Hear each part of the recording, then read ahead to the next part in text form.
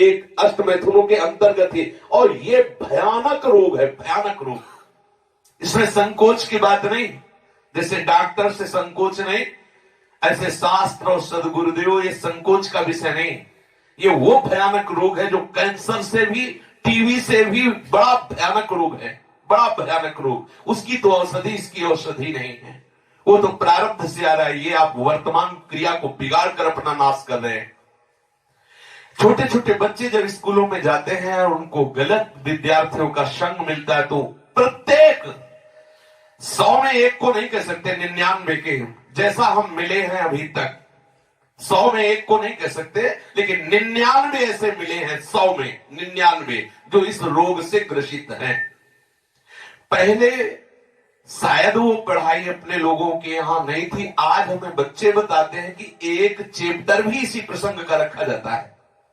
किसी विद्यार्थी जीवन से आए हुए साधु वेश में अपने उपासक ने बताया कि हम लोगों को शिक्षा दी जाती है कि जैसे खून निकल जाता है तो नया खून और बलवर्धक बनता है, ऐसे ही इस ब्रह्मचर्य का नाश करना अति आवश्यक है, क्योंकि वो हटेगा तो समस्त मांसपेशियों में नई शक्ति जागृत होगी। बोलो कितनी बड़ी हानि की बात, कितने बहुत बड़े दोष की बात है। छोटे छोटे बालकों की, जिनकी किसी भी तरह से ब्रह्मचर्य नष्ट करने की अवस्था नहीं हुई, वो अपने ब्रह्मचर्य का संहार कर रहे हैं केवल केवल मनोरंजन के लिए। प्लेग, इन्फ्लुएंजा, ये रोग इतने बड़े महामारी नहीं जितना महामारी ये रोग है, जिसे बच्चे और बच्चियां खिलवाड़ समझ रही, मनोरंजन समझ रहे, ये करना आवश्यक ही है ऐसा समझ रहे, सुविधाएं दी जा रही, कहा जाता खेलो हंसो, मार दिया। अभी किसी योग्य नहीं हो पाए और उनको सारी योग्यता नाश करने की शिक्षा दे दी गई और नष्ट हो गए। ना वो गृहस्थी लायक रह गए, न विरक्ति लायक रह गए। ये जो हस्तमैथुन जनित महारोग से, भयानक रोग से ग्रसित साधक जो भी मनुष्य, जो भी बच्चे हैं, सावधानी, बिल्कुल अपनी मृत्यु का वर्ण कर रहे हैं। और हम ये पक्की बात कर रहे हैं, 100 में 99 इस दोष से ग्रसित हैं। 100 में 99, 98 नहीं, 99। और हम जब उनसे पूछते हैं तो पता चलता है ये केवल स्कूल में ही पूरी ट्रेनिंग हो जाती है। आपस में 4 बच्चे बैठकर ऐसे गंदे आचरण से युक्त हो जाते हैं जो जीवन में इससे निकल पाना बड़ा कठिन है। नाना प्रकार की, गंगा की कसम, यमुना की कसम, भगवान की कसम, गुरु की कसम, सब कसम एक तरफ, खाने के बाद 1 मिनट बाद जहां वो अपने स्वरूप में कामाग्नि जागृत हुई, नष्ट हो जाता है साधक। ये जो हस्त क्रिया के द्वारा अपनी वीर शक्ति का नाश कर रहे हैं, बिल्कुल समझ ले ये अनिष्टकारी चेष्टा पहली बात अगला जन्म तुम्हें मनुष्य का नहीं होने देगी, क्योंकि तुम इतना भयानक अपराध कर रहे हो। हर वीर शक्ति में वो जीवाणु है जिससे मनुष्य का जन्म होता है। आप उसको किस तरह से नष्ट कर रहे हैं, पहला महापाप तुम कर रहे हो। दूसरी बात, जैसे किसी लकड़ी में घुन लग जाता है, अंदर अंदर उसे खाली कर देता है, ऐसे ही ये क्रिया हर साधक को, हर बच्चे को, हर मनुष्य को जर्जर कर देती है, उत्साहहीन कर देती है, निकृष्ट भावना से युक्त कर देती है। कोई भी इस हस्त क्रिया को यदि स्वीकार किए हैं तो उसका फल देख ले, बिना प्रयास के वो वीरहीन होता रहेगा। कसम खाइए कि मैं जीवन में कभी हस्तमैथुन नहीं करूंगा। श्री जी को साक्षी करके इसका निर्वाह कीजिए, विश्वास कर लीजिए, आपकी परमार्थिक या व्यवहारिक जो भी उन्नति सबके नाश का प्रधान कारण है। आप ऐसे कारण को स्वयं कर रहे हैं। गृहस्थी धर्म में तो जब संयोग होगा तब होगा, आप इसमें प्रतिपल मर रहे हैं, प्रतिपल। और ये आपको इतना कमजोर, इतना परास्त कर देगा, आप भगवत मार्ग में चल नहीं सकते। आप इसे निश्चय करें, इसी क्षण निश्चय करें कि मैं कभी भी हस्त क्रिया के, तो कोई भी साधक, स्त्री या पुरुष, कोई भी साधक किसी भी प्रक्रिया के द्वारा हम ऐसा, जब तक गृहस्थ धर्म से युक्त होकर हम भगवत पूजा की भावना से संतानोत्पत्ति वाली क्रिया, वो अलग चीज, अपनी किसी चेष्टा के द्वारा हम ऐसा नहीं करेंगे।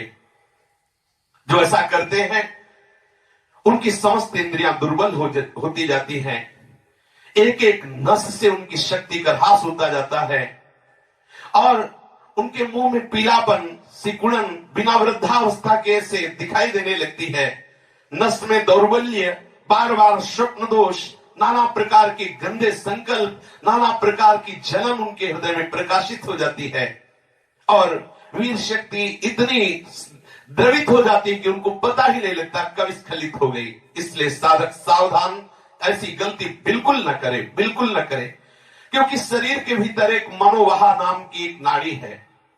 इस नाड़ी के साथ संपूर्ण नाड़ियों का संबंध है। जे भी आप कामासक्त होकर के इस क्रिया को करते हैं, संपूर्ण आपके शरीर की नस नाड़ियां कांप जाती हैं। शरीर से लेकर मतलब सिर से लेकर पैर तक संपूर्ण यंत्र, छोटी मोटी सब नाड़ियां कंपायमान हो जाती हैं।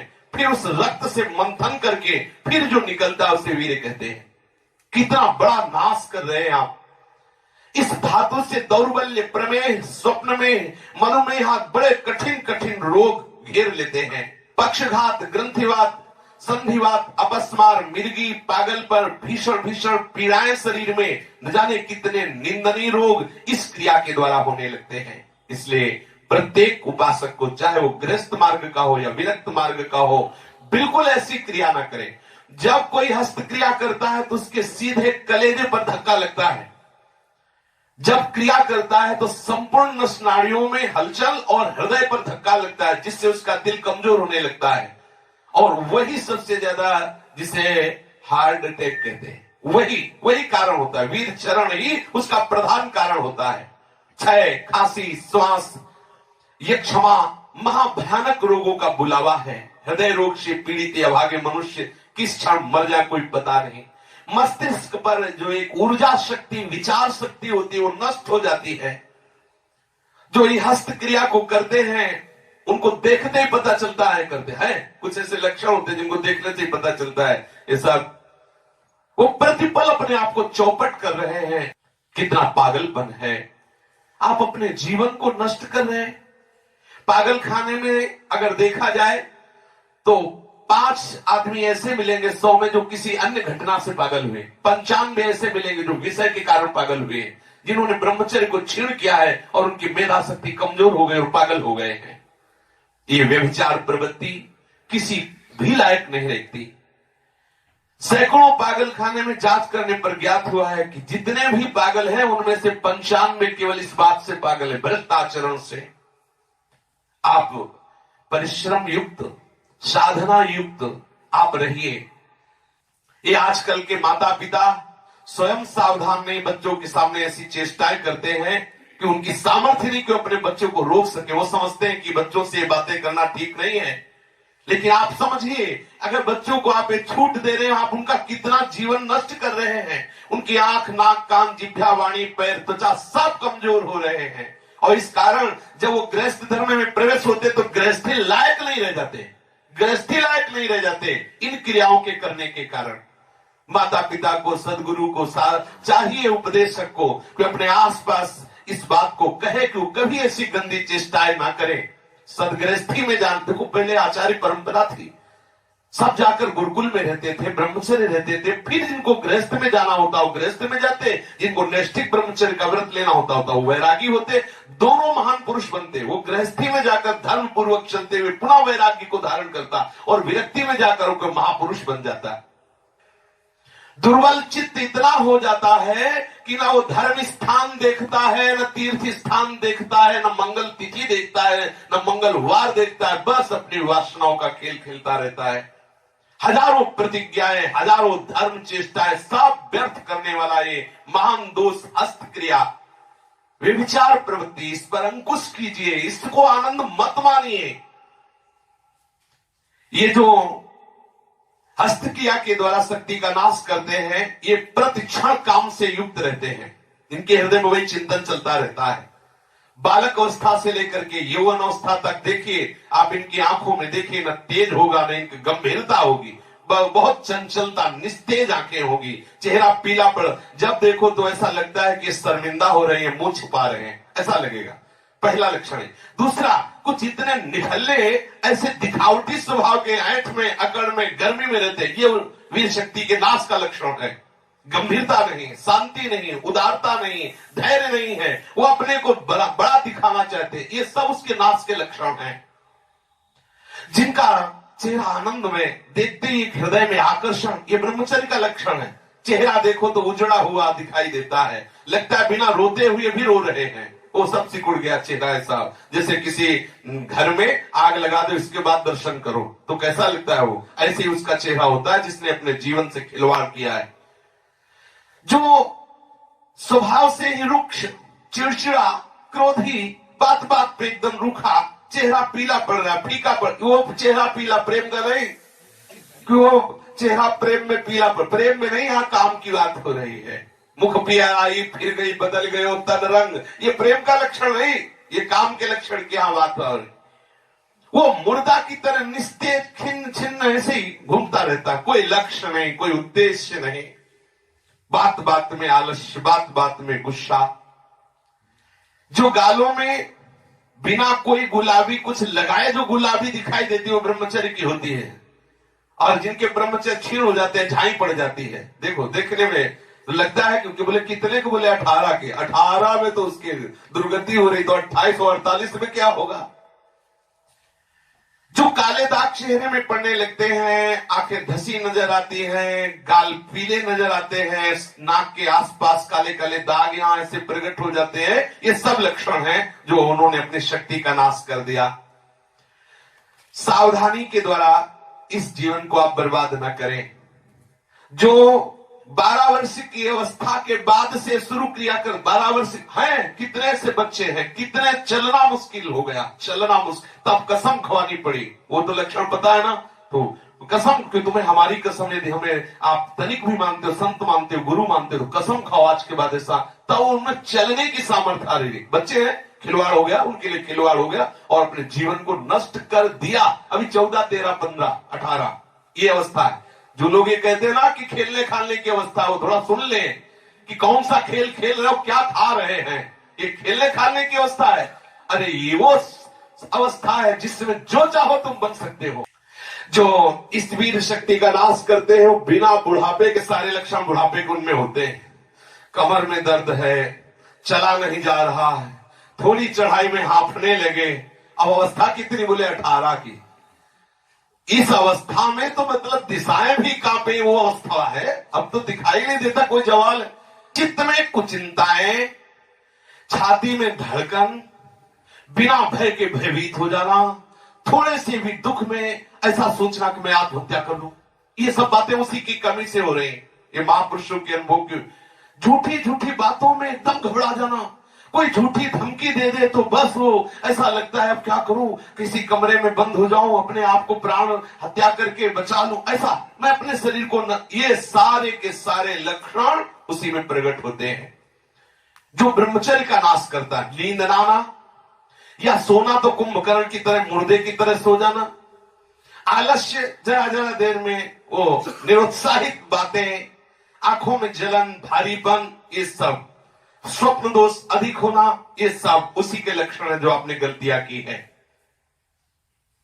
जो सावधान नहीं रहता तो जब वो लघु शंका को बैठता है तो सबसे पहले वीर शक्ति का श्रवण, या सबसे बाद में, दोनों में जैसा अभ्यास हुआ, आप सोच में बैठे, लघु शंका में बैठे तो सबसे पहले या तो वो गिरेगा या बाद में गिरेगा। आप सोचो उसकी कितनी बड़ी दुर्दशा है। वीर का पाचन नहीं होता, भोजन का पाचन, रस रस का पाचन, रक्त रक्त का पाचन, मांस मांस का पाचन, जो मज्जा, अस्थि और ये सप्तम धातु वीर का पाचन नहीं हो सकता। इसका पाचन ओज के रूप में होता है, तेज के रूप में होता है, महान शक्ति के रूप में होता है। जो संयम से चलता है, भगवत आराधन में चलता है, उसका एक अलग ही स्वरूप होता है। उसमें एक अलग उत्साह, अलग तेज, अलग ओज चमकता रहता है। सावधानी से, चाहे स्त्री साधक हो चाहे पुरुष साधक हो, दोनों को रक्षा करनी चाहिए। खिलवाड़ ना समझो।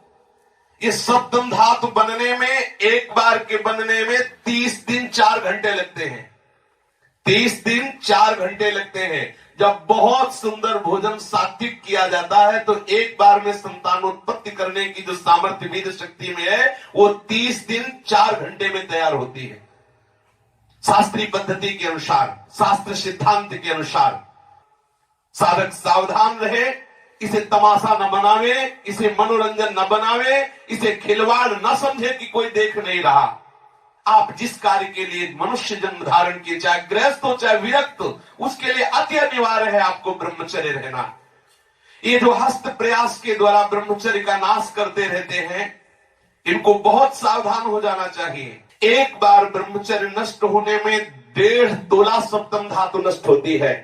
जो 30 दिन 4 घंटे में तैयार होती है। आप विचार कीजिए, 30 दिन 4 घंटे शरीर की नस नाड़ियों ने जो कमाया, उस सप्तम धातु को आप कितने मिनट में नष्ट कर रहे हैं? कितने बार 30 दिन 4 घंटे में एक बार कमाई हुई वस्तु को कितने बार नष्ट कर रहे हैं? आपकी क्या परिणाम दशा होगी, आप खुद विचार कर लीजिए। कठोर परिश्रम से 30 दिन 4 घंटे में तैयार होने वाली 1.5 तोला अमूल्य वस्तु जो भगवत स्वरूप है, आप उसे कहां बहा रहे हैं? कितनी मूर्खता कर रहे हैं आप। इसको सुनने में बोलने में संकोच लग रहा होगा। घोर पतन का रास्ता अंदर ही अंदर मन को आप दे रहे हैं। इसे मूर्ख नहीं कहा जाएगा और क्या कहा जाएगा? जो इतनी कीमती वस्तु को केवल मनोरंजन के लिए बर्बाद करे, तन मन धन श्वास सबका नाश करने वाला। जैसे फूलों का इत्र, ऐसे ही संपूर्ण मनुष्य का सार ब्रह्मचर्य। एक एक रुपया आप जैसे बहुत कंजूसी से समेट के रखे, फिर कोई चुराने आवे तो आप दे देंगे क्या? ऐसे ही यदि आप ब्रह्मचर्य पर दृष्टि रखेंगे तो आपसे पापाचरण हो ही नहीं सकता। आपको जलन हो जाएगी कि हम कितना जल के कैसे सदाचार से चल रहे हैं और ये आकर्षण हमारे कैसे ब्रह्मचर्य को नष्ट कर। वो भागेगा, हर स्थिति से भागेगा। वो अपने ब्रह्मचर्य को सच्ची मानिए, ब्रह्मचर्य में ही सामर्थ्य है हर द्वंद्व सहने की, हर द्वंद्व सहने की। जितने भी साधकों की या मनुष्यों की जो दुर्दशा है शास्त्र विरुद्ध आचरणों से, उसका कारण ब्रह्मचर्य का नाश।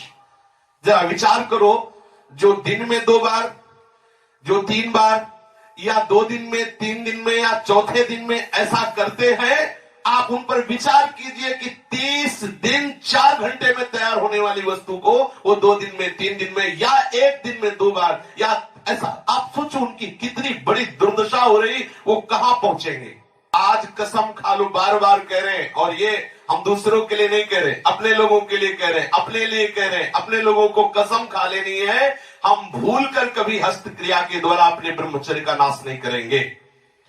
जो अष्ट मैथुनों में वर्णन, हम एकांत में कभी स्त्री से संभाषण कामुक होकर नहीं करेंगे। हम कभी एकांत में खड़े होकर किसी स्त्री को नहीं ताकेंगे। कभी वो हम चेष्टाएं नहीं करेंगे जिससे हमारा भगवत मार्ग रुके। जो गृहस्थ है उनके लिए भी यही नियम है, एक पत्नी व्रत धारण करने वाला ब्रह्मचारी ही कहा जाता है। इसलिए सावधान, गृहस्थी में भी जाना है तो तब तक ब्रह्मचर्य का पूर्ण निर्वाह करें जब तक आप गृहस्थ धर्म से युक्त ना हो जाएं। और यदि विरक्त है तो आजीवन आप भले चले थोड़े दिन, लेकिन इसको सह जाएंगे तो इतने आनंद में रहेंगे, इतनी शीतलता, इतनी द्वंद्वों से लड़ने की सामर्थ्य आएगी, इतना उत्साह भगवत प्राप्ति को होगा। आप खुद देख लीजिए।